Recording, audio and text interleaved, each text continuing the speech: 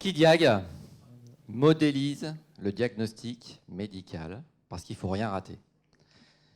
Parce que sur 100 patients qui, dans leur parcours de soins, ont besoin d'imagerie, il y en a 20 chez qui l'enquête diagnostique est insuffisante d'un point de vue de l'état de l'art. Et parmi ces 20, il y en a 5 qui développeront des complications.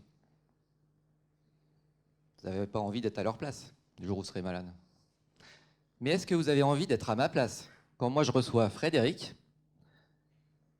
à Grenoble, il y a 8 jours, à 4 h du matin, avec sa fracture du fémur. Accident de voiture, j'ai 1 minute et j'ai 2836 images. 1 minute pour définir l'orientation diagnostique avec l'équipe du déchocage. Alors évidemment, après, j'ai plus de temps pour regarder à froid.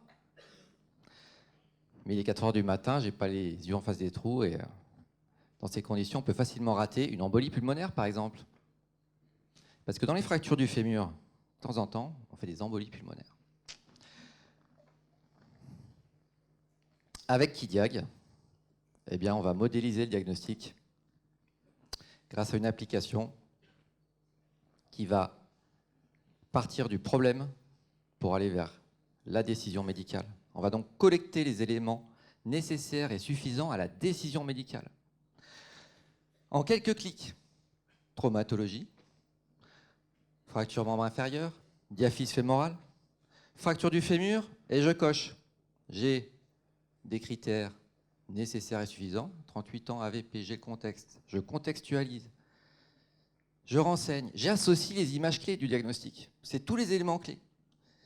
Ils sont fondés sur l'état de l'art.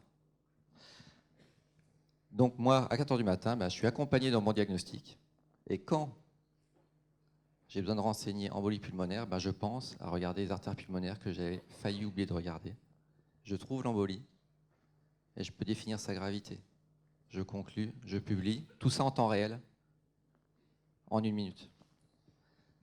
Alors, avec Kidiag, on passe de ça à ça, un compte-rendu de synthèse en temps réel, directement au moment où on a besoin de prendre la décision, et en format numérique, ou papier, parce que dans les hôpitaux, il n'y a toujours pas de Wi-Fi.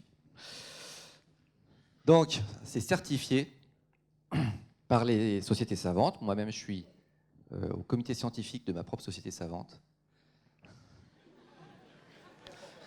Je m'auto-certifie.